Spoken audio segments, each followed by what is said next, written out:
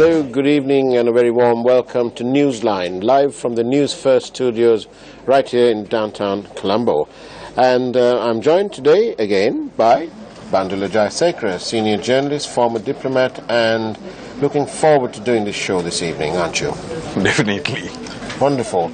And our guest this evening is Tamara Kunanayagam, the former permanent representative of Sri Lanka to the United Nations in Geneva. Good evening and a very warm welcome to our network. Good evening. Thank you very much. Thank you for joining us. Today we start with the news that the United States is backing a domestic mechanism which appears to be a feather in the cap for President Maithripala Sirisena. We'll give you a bit more on that story shortly. We'd like to ask, actually, how does the United States, with a bipartisan foreign policy, now back a domestic mechanism, something that they've been opposed for a very long time? And also the news that the former Defense Secretary, Gotabaya Rajapaksa, has had his travel restriction lifted by the Galle Magistrates Court. And also in the news that Gotabaya Rajapaksa is due for a public hearing at the Presidential Commission of Inquiry at the VMICH on the 3rd of September. This and a bit more we hope to discuss today. Bandula, how does the United States now change its stance? It'll be very interesting. I'm sure Tamara would join. You know, she has like first-hand experience. But the thing is, it's very interesting. Maybe Sri Lanka is doing what the US wants us to do. But that's not, because I don't think, So, but again, some people might say that the previous regime did firefighting. There was no proper diplomacy. But we are a non-aligned country. I know Tamara is very much qualified to answer that. We are a non-aligned country. So there are much more we have to go dive deep into it and see it, what their agenda is. Tamara, what do you say? How does the US come to change its stance now? Well, I'm not so sure that they have fundamentally changed their stance. I think it's we have to look at the context that we're in right now. Their primary objective at the time that I was there was regime change. They wanted Mahinda Rajapaksa out. That has been achieved now in the presidential elections, and in the general elections you could see that the campaign was keep Mahinda Rajapaksa out, and their strategic interest in the region is of course to ensure that they have control and maintain their global supremacy, and to have control in the region and to contain the Chinese. In that context, because of the Chinese, in that context, the United States found Mahinda Rajapaksa rather a pain. Yes, I think they couldn't rely on him. He was not a reliable ally. And I think now with the present regime, they think they have a reliable ally, but they're not very sure that ally is a stable one. So I think at this moment what they are trying to do is to send a message out saying, we are happy with what you've done, but they will keep the issue in Geneva alive and on the agenda, because they need it as a Damocles sword. And then they will, in order to ensure that the government does not backtrack on its promises, because there are lots of considerations that even the present UNP pro-Western government has to keep into account, and that's the Sri Lankan public, the Sri Lankan people. So they know that the US is aware, I'm sure, that there is a problem. It's not a stable government. The UNP government of today doesn't have a majority, and so they will be watching, and I don't think that resolution will be one that is necessarily favorable to Sri Lanka. They will maintain a leverage. So Mahinda Rajapaksa has almost always been right then. He's always maintained that Sri Lankans have been subject to foreign interference, and it appears to be right. You're saying it yourself, that the United States found it fortuitous to achieve regime change. And which amounts to interference. Absolutely. Which amounts to interference in affairs of Sri Lanka. It's an impingement on the sovereign right of this country. Yes, but I think it's not only in Sri Lanka that they are doing it. They've done it elsewhere, and it shouldn't surprise any of us. It doesn't make it right, though. It doesn't make it right, and their concern is their national interest is to maintain global supremacy, especially in the context of a global economic and financial crisis and the rise of emerging powers, and the one that you can think of as number one economy now, with the number one economy, is China. I think you'll find that is the strong point, the cornerstone of the support that Mr. Rajapaksa enjoyed from the rural masses and so on, was the perception that he was strong, and he stood up against all these powers, and that may well be the reason for his popularity, apart from being the war. So. Yes, definitely. I mean, if you look back, how when Kushner and Miliband came, where he told them, we are not a colony anymore. So, I mean, we should have strong leaders to lead, I mean, this country. So, where it's not what their agenda, it should be our agenda. And now that we have a new government, now that the people have voted for a new parliament, even though we are waiting and waiting and waiting for the Prime Minister to announce his cabinet, whether it's mini-sized, normal-sized or jumbo-sized, in the meantime, do you think we've got the right mechanism in place for national reconciliation? Well, that will probably bring us to discuss the question of the national government. Because if there is a genuine national government, then I think that at least national government, meaning that it represents the people of the country, that is, those who are especially represented in Parliament, and if the objective of the national government is to bring about national peace and harmony, and among the objective is to work in the national interest. Now, if there was a genuine national government, yes, I think we will have the conditions for one is to achieve genuine unity, which will require the elimination of socio-economic inequalities, disparities, regional disparities between the different communities, at least perceived disparities, and we will have the conditions for that. But I don't believe that this is a genuine national government.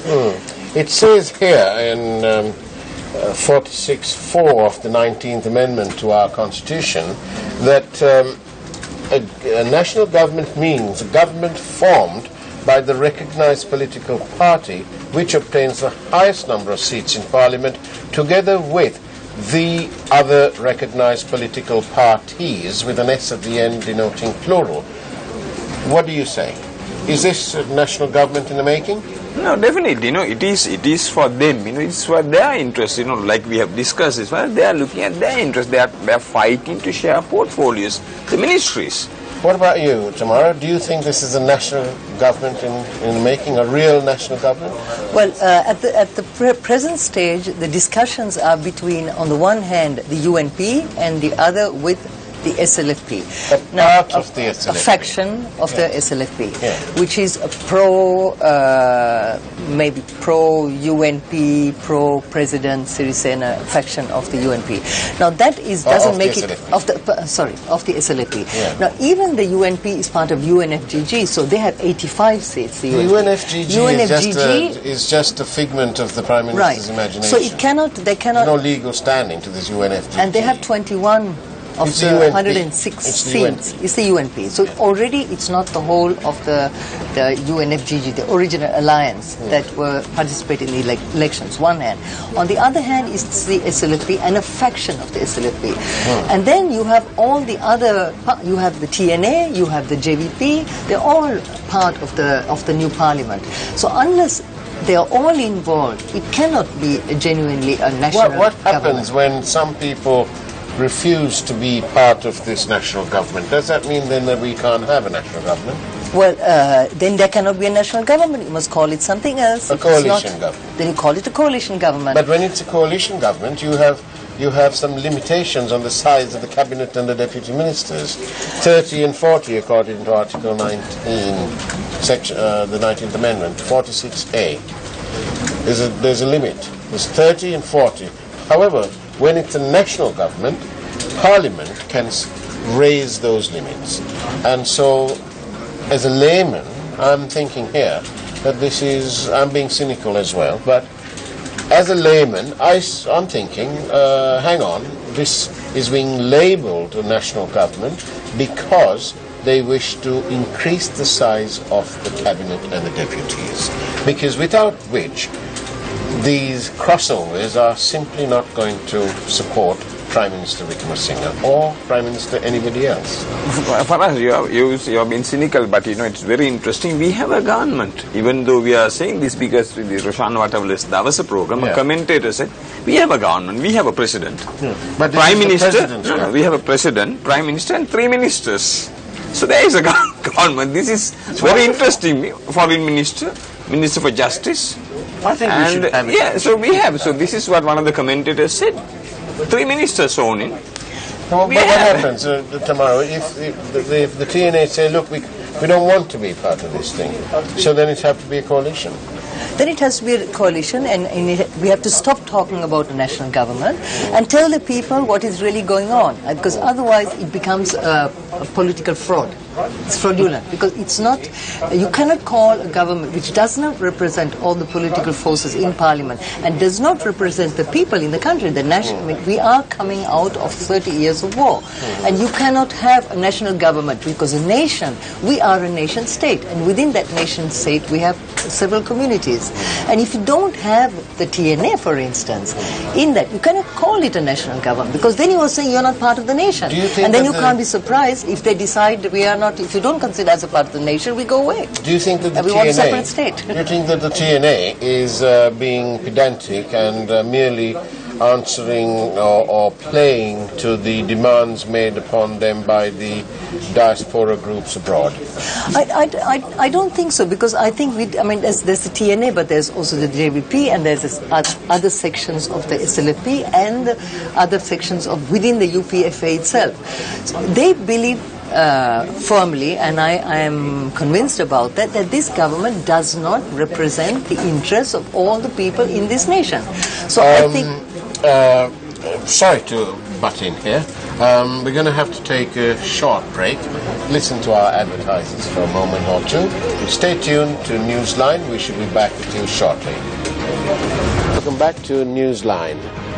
Political fraud. Is that what is in the making with this national government? We're joined by Tamara Kunanayagam. What did you say about that? Yes, I was saying that the national government must represent the national interest, and the nation includes all the different communities living there and all the different political forces.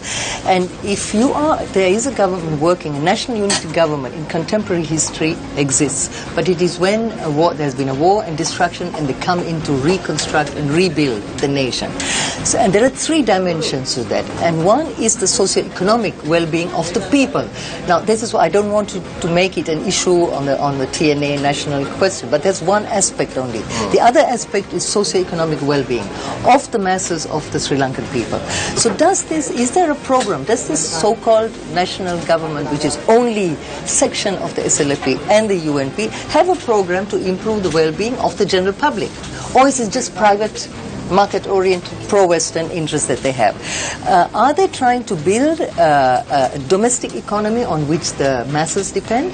A domestic economy where people can live in dignity, not send them out of the country to go and work in another country or to cheap labor in free trade zones. What's your take? The Prime Minister said that he wants an economy with exports reaching the $50 billion mark.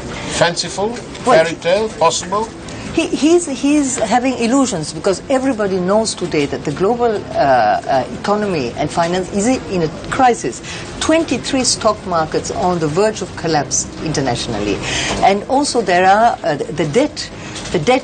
global debt is enormous. The US since 2008, 2009 has printed $60,000 billion. So it's not sustainable, the economy as it is. The economies in Europe, Western Europe and the US and even now China is going down.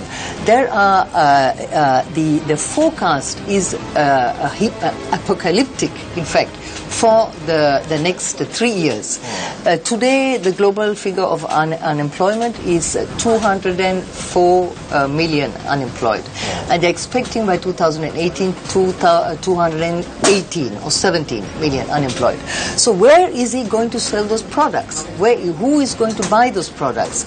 And so it's, even if you build the whole Jaffna, you turn it into a free trade zone, where are you going to sell those products? So it's an illusion. Well, and no, but for us, he is the Prime Minister, he is newly elected, he can have hopes and he can have plans for this country. There's nothing wrong. Yeah, nothing wrong with nothing it. Wrong. You can't, because everybody had, Yes, he has his hopes and his aspirations, yes. And after so long out of power, he's now got his chance, we hope. And but we must bear in mind that Mr. Wickremesinghe must acknowledge the fact that he is now able to do all these things because the war on terrorism has finished.